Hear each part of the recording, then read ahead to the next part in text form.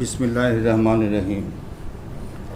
আমি আমি হাফিজউদ্দিন আহমদ বীর বিক্রম সশস্ত্র চিত্তে সশস্ত্র চিত্রে শপথ করিতেছি যে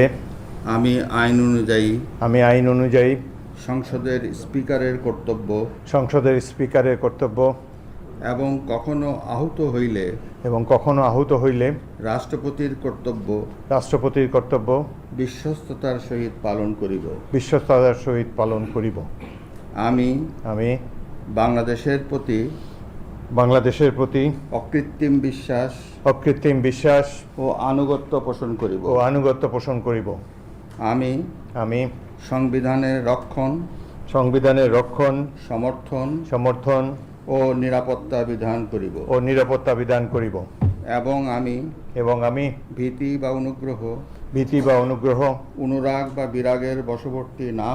অনুরাগ বা বিরাগের বশবর্তী না হইয়া সকলের প্রতি আইন অনুযায়ী যথাবিহিত আচরণ করিব।